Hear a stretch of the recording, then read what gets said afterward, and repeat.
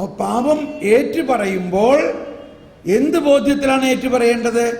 എൻ്റെ പാപത്തിന് യേശു പരിഹാരം ചെയ്ത് കഴിഞ്ഞിട്ടുള്ള ആ കൃപ എനിക്ക് ലഭിക്കാൻ വേണ്ടിയാണ്. എക്കോണമി ഓഫ് സാൽവേഷൻ എന്ന് പറയും. എന്ന് പറഞ്ഞാൽ economy of petrol distribution. Petrol എല്ലാവർക്കും, അല്ലെങ്കിൽ റേഷൻ കടയിൽ അരി കൊടുക്കണു, എല്ലാവർക്കും ഈ അരി കിട്ടാൻ. പക്ഷെ ഇത് എവിടെ കിട്ടണേ? റേഷൻ കടയിൽ പോകണം. റേഷൻ കടയിൽ പോയി കഴിഞ്ഞാൽ എന്ത് ചെയ്യണം?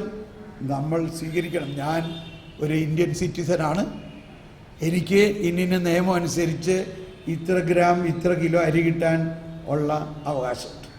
ഇതാണ് എൻ്റെ കാർഡ്. അത് കൊടുത്തു, എനിക്ക് കിട്ടി. എന്ന മാതിരി ഞാൻ സ്വർഗരാജ്യത്തിലെ സിറ്റിസനാണ്. എൻ്റെ സകല പാപങ്ങളും കർത്താവ് യേശു മിശിഹായി ഏറ്റെടുത്ത് കഴിഞ്ഞതിൻ്റെ ആ കൃപ എനിക്ക് കിട്ടാൻ എനിക്ക് അവകാശമുണ്ട്. അതെനിക്ക് താഴെ എൻ്റെ അവകാശമാണ്. ഇതെൻ്റെ അവകാശമാണ്. അപ്പോൾ അത് ആർക്കും അവകാശമുള്ളൂ? മാമോദീസ സ്വീകരിച്ചവർക്ക് മാത്രമേ അവകാശമുള്ളൂ. അപ്പോൾ മാമോദീസയിൽ എന്ത് സംഭവിച്ചു? മാമോദീസയിൽ നമ്മുടെ ജന്മപാപവും മുഴുവനും മാറിക്കഴിഞ്ഞിരിക്കുന്നു. പിന്നെ എന്നിരുന്നാലും കാലികമായ ഒരു കോൺക്യൂപ്പസൻസ് അനുവദിച്ചിരിക്കുന്നത് കൊണ്ട് ആ അനുവദിച്ചിരിക്കുന്നതിന് നേരെ നമ്മൾ എല്ലാ ദിവസവും പടപൊരുതണം. അങ്ങനെ പൊരുതുന്ന കൃപയെ അടിസ്ഥാനപ്പെട്ടുകൊണ്ടാണ്. ഉദാഹരണത്തിന്, ഇന്ന് നിങ്ങൾ കുമ്പസാരിച്ചു, ഇന്ന് വൈകുന്നേരം കുമ്പസാരിച്ചു, നാളെ രാവിലെ കുർബാനയ്ക്കൊള്ളാൻ പോവുകയാണ്. അതിൻ്റെ ഇടയ്ക്ക് പാപം ചെയ്തുകൂടെ? ചെയ്തു പോകുന്നില്ലേ? അപ്പോൾ എന്നിരുന്നാലും ആ കുർബാന സ്വീകരണത്തിൽ നമുക്ക് ഒരു ദൂഷ്യവും വരുന്നില്ല. നമ്മളെ ആ കാലയളവിൽ ഉള്ളിൽ ചെയ്തു പോയിട്ടുള്ള പാപങ്ങളിൽ നിന്നെല്ലാം മോചനം കിട്ടുന്നു. ഷോക്കടിച്ചോ? ഇതൊക്കെയാണ് നമ്മൾ വിശ്വാസത്തിൽ ഉയരണമെങ്കിൽ മനസ്സിലാകേണ്ടത്. ഓക്കെ, ഇനി ഇതാണ് നമ്മൾ കുമ്പസാരിക്കാൻ പോകുമ്പോൾ ഉണ്ടാകേണ്ട വിശ്വാസം. ഞാനൊരു ചോദ്യം ചോദിക്കാൻ പോവുകയാണ് കേട്ടോ. ഒരു ചോദ്യം ചോദിക്കാൻ പോവുകയാണ്. എല്ലാവരും തയ്യാറായിക്കോ.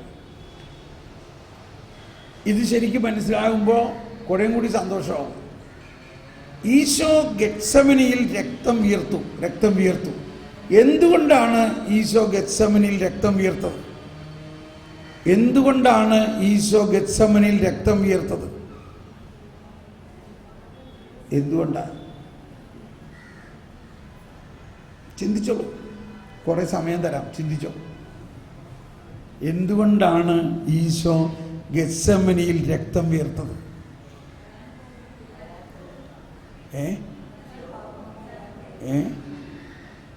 വരാൻ പോകുന്ന പീഡകളെക്കുറിച്ച് ഓർത്തിട്ട്. അതാണ് സ്റ്റാൻഡേർഡ് ആൻസർ. എല്ലാവരും പറയാറുള്ളത് അതാണ്. ഇനി രണ്ടാമത് എന്താ? തൻ്റെ അപ്പസ്തോലന്മാർ ഈശോയെ വഞ്ചിച്ചു, തിരസ്കരിച്ചതുകൊണ്ട്, ഇല്ലേ? പിന്നെ എന്തെങ്കിലും?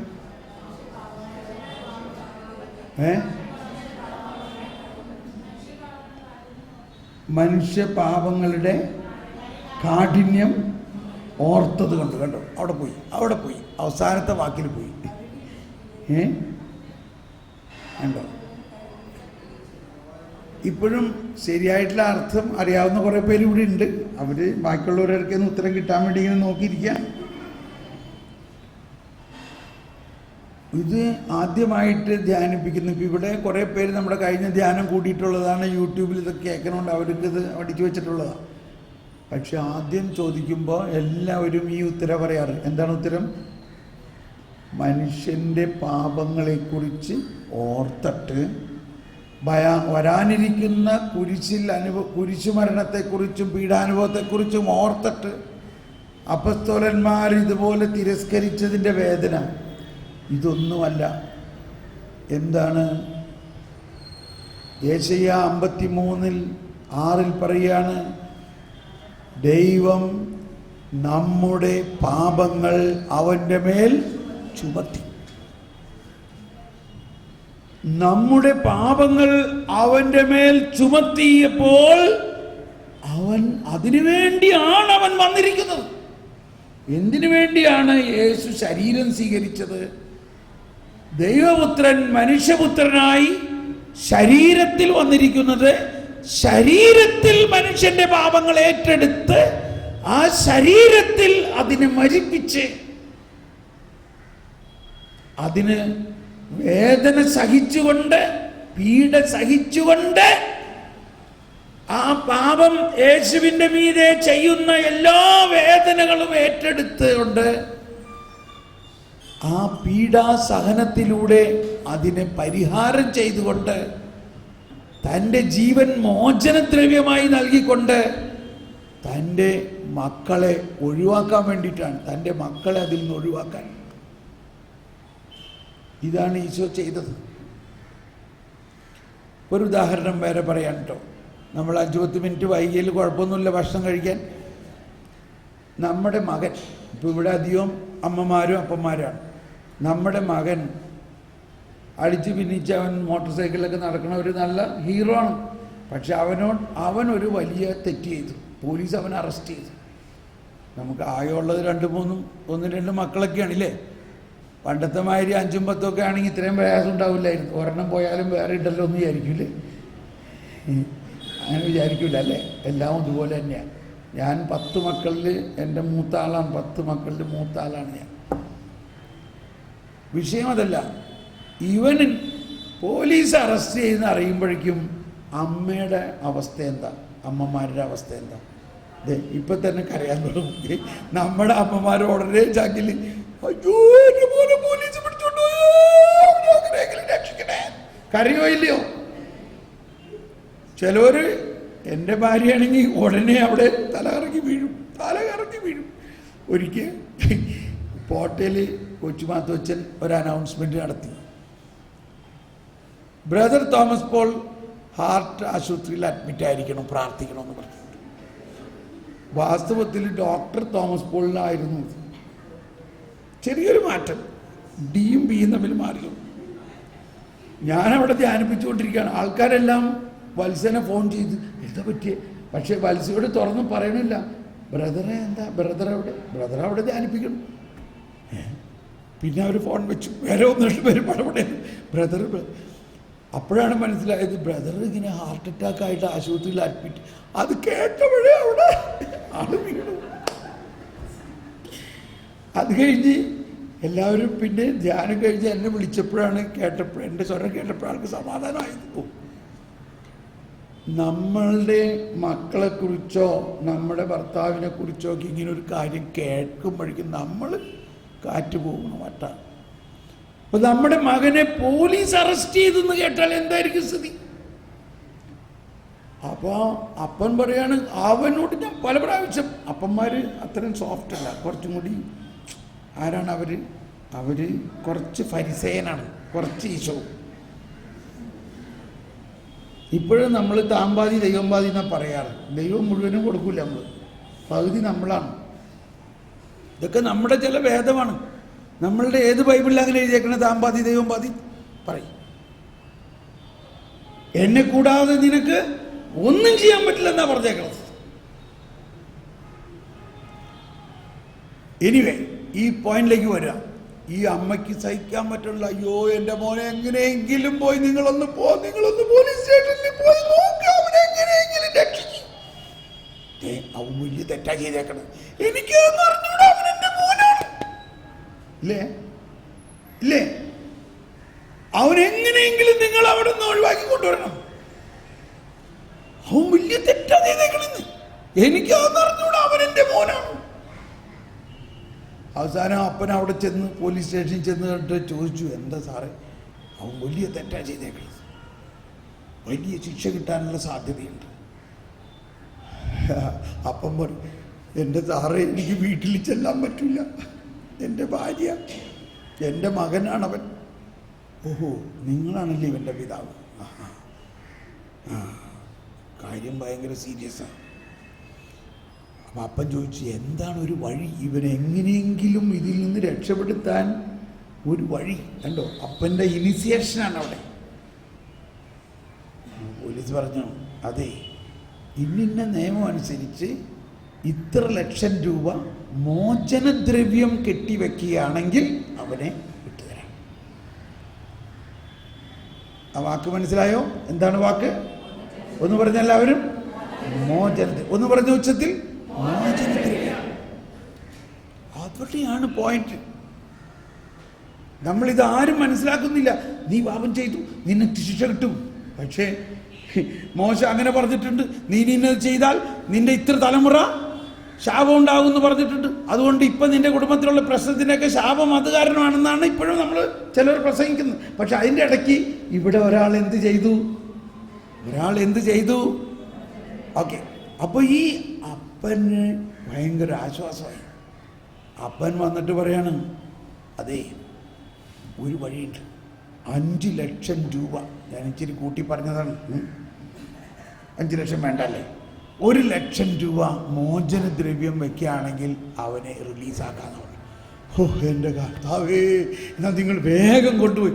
അതിന് എൻ്റെ അടുത്ത് കാശൊന്നുമില്ല. ആഹാ, നിൻ്റെ അടുത്ത് ഇപ്പോൾ കാശില്ലല്ലേ നിങ്ങളുടെ അടുത്ത്? എൻ്റെ അടുത്ത് കാശില്ല എന്ന് പറഞ്ഞപ്പോൾ അപ്പം അമ്മ പറയണേ, അമ്മ എന്ത് പറയും? അമ്മ പറയാ, കേട്ടോ അല്ല, അമ്മമാർ പറയാൻ, എൻ്റെ വളയും മാലയും മോതിരവും കമ്മലും എല്ലാം എൻ്റെ താലിമാല കൊണ്ടുപോയിട്ട് നിങ്ങൾ വിൽക്ക്. എന്ത് താലിമാല? എനിക്ക് എൻ്റെ മോനില്ലെങ്കിൽ എന്ന് പറഞ്ഞാൽ നമ്മളെ സംബന്ധിച്ച് ഏറ്റവും വിലപ്പെട്ടതാണ് ഈ താലിമാല. അതുവരെ വിറ്റ് എന്തിനു വേണ്ടി? എൻ്റെ മകനെ രക്ഷ. കാര്യം ശരിയാണ്, അവൻ പാപമൊക്കെ ചെയ്തു, അവൻ തെറ്റ് ചെയ്തു, പക്ഷെ എനിക്ക് എൻ്റെ മകനാണ് വലുത്. അങ്ങനെ അപ്പൻ ഈ ആഭരണങ്ങളെല്ലാം കൊണ്ടുപോയി വിറ്റ് മോചനദ്രവ്യം അടച്ച് അവനെ അവിടെ നിന്ന് വിടുവിച്ചു. ഇതാണോ ശരി? അതോ അവൻ അവിടെ കിടന്ന് ഇത്തിരി ശിക്ഷ അനുഭവിക്കണമായിരുന്നോ ശരി? പറയും.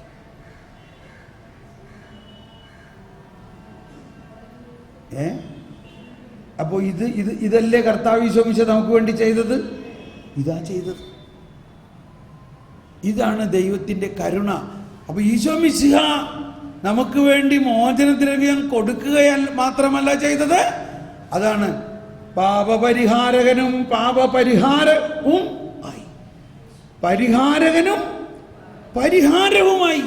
അതായത് യേശു തൻ്റെ ജീവൻ, തൻ്റെ ശരീരം മോചനദ്രവ്യമായി കൊടുത്തു. ഇത് ആരുടെ ഇനിസിയേഷനാണ്? ഇതൊന്നും വിശ്വസിക്കുമ്പോൾ കാര്യം ശരിയാവും.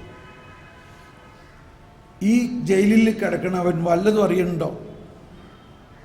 അവൻ പുറത്തിറങ്ങി വന്നപ്പോഴാണ് അവൻ അപ്പച്ചനെ കെട്ടിപ്പിടിച്ചിട്ട് പറഞ്ഞു, എൻ്റെ അപ്പച്ചോ എന്നോട് ക്ഷമിക്കണേ. ഇതുപോലെ തന്നെ നടന്നൊരു സംഭവമാണ്, ശരിക്കും നടന്നൊരു സംഭവമാണ്. ഈശോ കുരിശിൽ തറയ്ക്കപ്പെട്ട അന്ന് ദിവസം നടന്നൊരു സംഭവമാണ്. അന്ന് മറ്റൊരാൾ കുരിശിൽ തറയ്ക്കപ്പെടേണ്ടതായിട്ടുണ്ടായിരുന്നു. ഒരു വലിയ കൊലപാതകിയും ഭീകരനുമായിരുന്ന മറ്റൊരാൾ കുരിശിൽ തറയ്ക്കപ്പെടേണ്ടതായിട്ടുണ്ടായിരുന്നു. അയാൾ അങ്ങനെ ഏത് സമയത്തും ആരാച്ചാരന്മാർ വന്ന അയാളെ കൊണ്ടുപോകുമെന്ന് മരണത്തെ മുമ്പിൽ കണ്ടുകൊണ്ട് ഇനി ഏതാനും നിമിഷത്തിനകം അയാളെ കുരിശിലേറ്റി തറച്ച് കൊല്ലും എന്ന് നല്ല ബോധ്യത്തിൽ, അത്രയ്ക്ക് വലിയ തിന്മയാണ് അയാൾ ചെയ്തിരിക്കുന്നത്. നിയമത്തിൻ്റെ അനുസരണമനുസരിച്ച്, ഇന്നിന്ന നിയമം അനുസരിച്ച്, ഇന്നിന്ന ശിക്ഷ അനുസരിച്ച് അയാൾക്ക് കുരിശിൽ തറച്ച് കൊല്ലണം എന്നത് നിയമമാണ്. അങ്ങനെ ഇരിക്കെ പെട്ടെന്ന് ജയിലിൻ്റെ അകത്തേക്ക് ജയിലിൻ്റെ സൂപ്രണ്ടൻ്റ് കയറി വന്നിരിക്കണം. ആ സൂപ്രണ്ടൻ്റ് കയറി വന്നിട്ട് പറയുകയാണ്, നിങ്ങളെ നിരുപാധികം മോചിപ്പിച്ചിരിക്കുന്നു, നിങ്ങളുടെ ശിക്ഷ റദ്ദാക്കിയിരിക്കുന്നു. എന്തീ പറയണേ? എങ്ങനെ എൻ്റെ ശിക്ഷ റദ്ദാവും? എല്ലാ കോടതിയും നിയമപരമായിട്ട് ഞാൻ ചെയ്തിരിക്കുന്ന തിന്മയ്ക്കുള്ള ശിക്ഷയാണ്. നിങ്ങളെന്താ എന്നെ ഈ മരിക്കാൻ പോണ നേരത്ത് കളിയാക്കിയാണോ? ഇല്ല, നിങ്ങളുടെ ശിക്ഷ ക്യാൻസലാക്കിയിരിക്കുന്നു. സാറേ, വേറെ വല്ലവരായിരിക്കും, ഉടനെ ജയിലർ കടലാസ് എടുത്ത് കാണിച്ചു. KP Barabbas 303 number. അത് ശരിയാണല്ലോ, അത് ഞാൻ തന്നെയാണ്, ഇതാ ഓർഡർ വെച്ചോളൂ.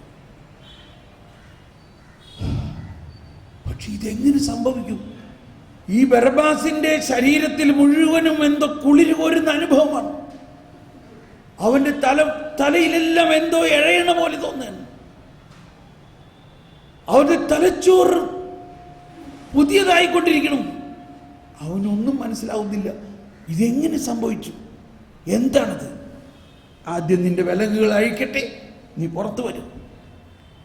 ഞാൻ പറയാം. പുറത്തു വന്നു. പുറത്തു കൊണ്ടുവന്നിട്ട് പറഞ്ഞു, ഇതാ അങ്ങകലെ ആ മലമുകൾ നീ കാണുന്നില്ലേ? അവിടെയായിരുന്നു നിന്നെ കുരിശിൽ തറക്കേണ്ടിയിരുന്നത്. അവിടെ കാണുന്ന 3 കുരിശുകൾ കാണുന്നില്ലേ? ആ 3 കുരിശുകളിൽ 2 വശത്തും ഉള്ള കുരിശിലുള്ളത് നിന്റെ സുഹൃത്തുക്കളാണ്. നടുവിലുള്ള കുരിശിലായിരുന്നു നിന്നെ തറക്കേണ്ടിയിരുന്നത്. എന്നാൽ നീ ചെയ്ത സകല തിന്മകളും മറ്റൊരാൾ ഏറ്റെടുത്തുകൊണ്ട് നിനക്ക് കിട്ടേണ്ടതായ ശിക്ഷ, നിനക്ക് കിട്ടേണ്ടിയിരുന്ന ശാപവും നിനക്ക് കിട്ടേണ്ടിയിരുന്ന ശിക്ഷയും എല്ലാം മറ്റൊരാൾ ഏറ്റെടുത്തുകൊണ്ട് നിന്നെ സ്വതന്ത്രനാക്കിയിരിക്കുന്നു. നിന്നെ വെറുതെ വിട്ടിരിക്കുന്നു. എന്താണ് ഈ പറയുന്നത്? എന്താണ് ഞാൻ ഈ കേൾക്കുന്നത്? അതാരാണത്? അതാരാണ് എന്റെ പാപവും എന്റെ ശിക്ഷയും എന്റെ ശാപവും ഏറ്റെടുത്തവൻ? ആരാണത്? അതാണ് നസ്രായനായ യേശുക്രിസ്തു. യേശുവേ, ഒരു നിമിഷം കണ്ണടച്ച് നമ്മൾ വാസ്തവത്തിൽ പിടിക്കപ്പെടാത്ത ഒരു ബറബ്ബാസാണ്. നമ്മൾ പിടിക്കപ്പെട്ടിട്ടില്ലെന്നേ ഉള്ളൂ. നമ്മളിൽ ഒരുപാട് പാപങ്ങൾ ഉണ്ടാകാം. പക്ഷേ വിശ്വസിക്കുക, യേശുക്രിസ്തു 2000 വർഷങ്ങൾക്ക് മുമ്പ് നമ്മുടെ സകല പാപങ്ങളും ഏറ്റെടുത്ത്, അതിൻ്റെ ശാപവും ഏറ്റെടുത്ത്, അതിൻ്റെ ശിക്ഷയും ഏറ്റെടുത്ത് പരിഹാരം ചെയ്യുകയും മോചനദ്രവ്യം കൊടുക്കുകയും ചെയ്തു. ഇനി നമ്മൾ സ്വതന്ത്രരാണ്. ആ സ്വാതന്ത്ര്യത്തിൻ്റെ കൃപ നമ്മുടെ ആത്മാവിലേക്ക് ഒഴുകുന്നതാണ് ഈ കൂദാശകളെല്ലാം. ജ്ഞാനസ്നാനത്തിലൂടെയും വിശുദ്ധ കുർബാനയിലൂടെയും, എന്നാൽ അതിനുശേഷവും നമ്മളിൽ ദൈവം തന്നെ അനുവദിച്ചിരിക്കുന്ന ബലഹീനതകൾ, കോപം, മാത്സര്യം, ശത്രുത, കലഹം, വിഭാഗീയ ചിന്ത, ഇതെല്ലാം നമ്മളിൽ അനുവദിച്ചിട്ടുണ്ട്. അത് വിശുദ്ധീകരിക്കാനാണ് കൂദാശകൾ ദൈവം തന്നെ നൽകിയിരിക്കുന്നത്.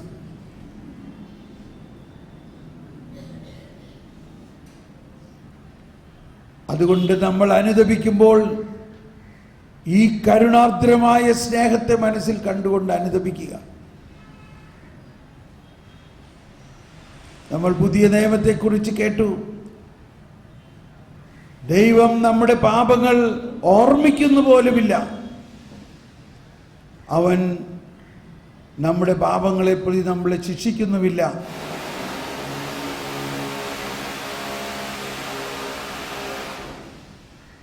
ദൈവം കരുണയാണ്. കർത്താവ് വന്നിരിക്കുന്നത് പാപികളെ തേടിയാണ്, നീതിമാന്മാരെ തേടിയല്ല. കണ്ണു തുറക്കാം. ഈ സമയത്ത് മറ്റൊരു കാര്യം മനസ്സിലാക്കേണ്ടത്, കുമ്പസാരത്തിന് ഒരുങ്ങുമ്പോൾ ഈശോ സുവിശേഷത്തിൽ എവിടെയെല്ലാം ഈശോയെ കാണുന്നുണ്ടോ അവിടെയെല്ലാം ഈശോയുടെ കൂടെ പാപികളുമുണ്ട്, എന്നാൽ അതോടൊപ്പം ഫരിസേയരുമുണ്ട്. ഫരിസേയർ യേശുവിനെ നോക്കി പിറുപിറുത്തുകൊണ്ടിരുന്നു. ഈശോ അവരോട് പറഞ്ഞു, ഇതിന് വിശദമായിട്ട് നമ്മൾ പിന്നെ പഠിക്കും കുമ്പസാരം കഴിഞ്ഞിട്ട്. ഈശോ അവരോട് പറഞ്ഞു, നിങ്ങളുടെ നീതി ഫരിസേയരുടെയും നിയമജ്ഞരുടെയും നീതി പോലെയാണെങ്കിൽ നിങ്ങൾ സ്വർഗരാജ്യത്തിൽ പ്രവേശിക്കുക പോലുമില്ല.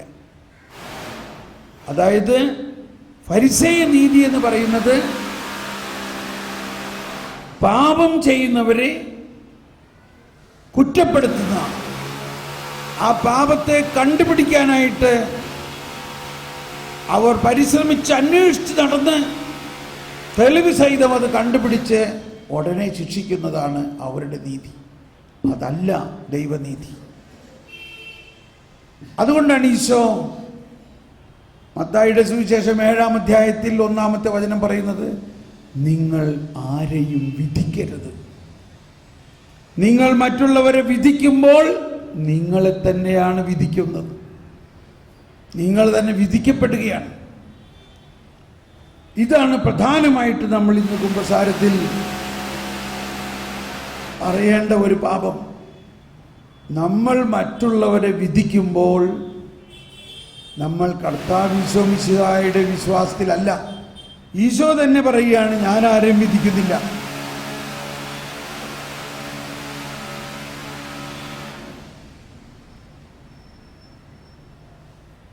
നമ്മൾ ഒരു ദിവസം എത്ര പേരെ വിധിക്കുന്നുണ്ട്?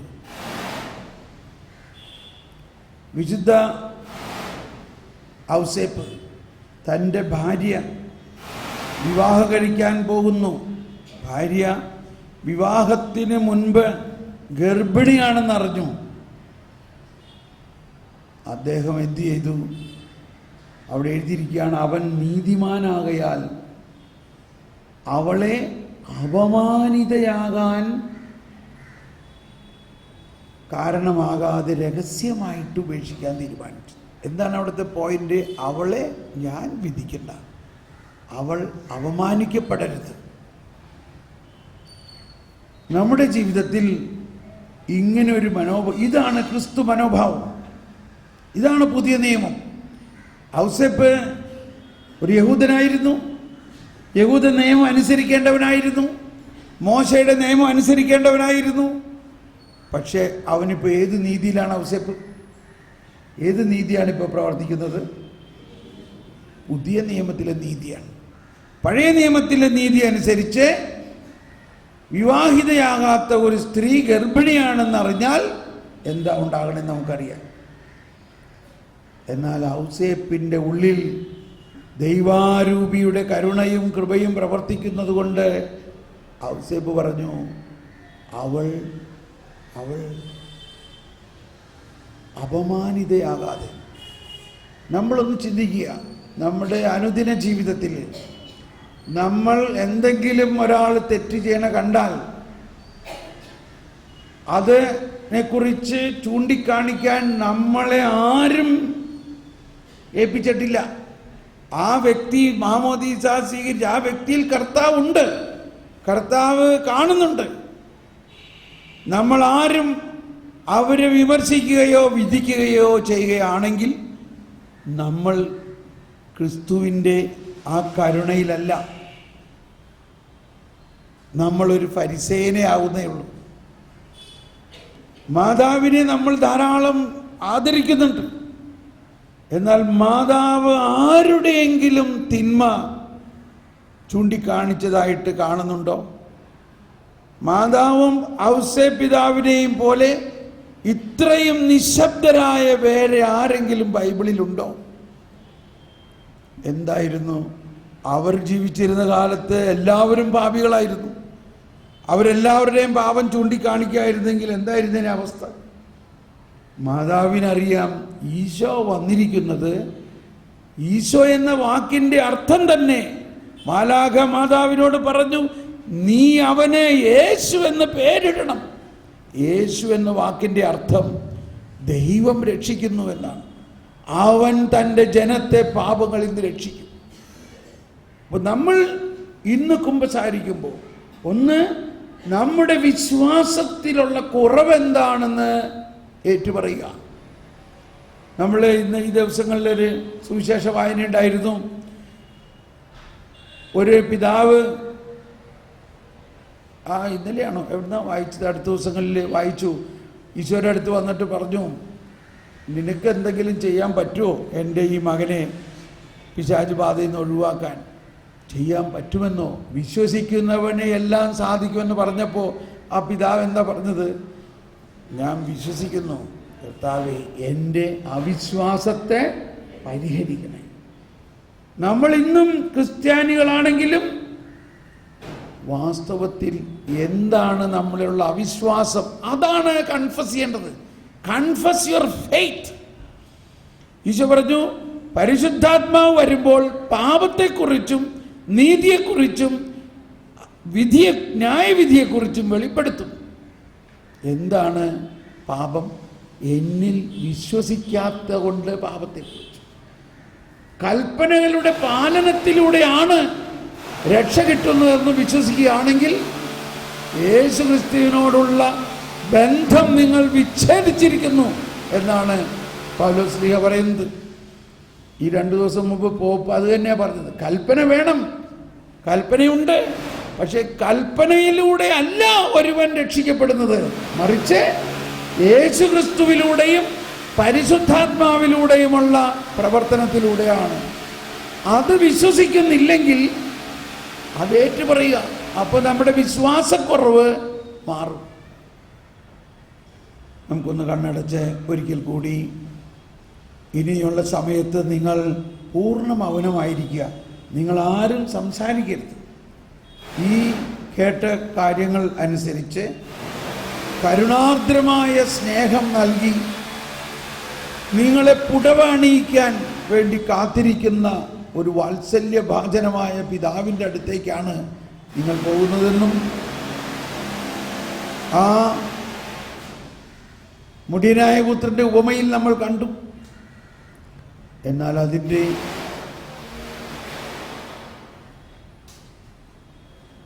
നമുക്ക് നിർത്താം.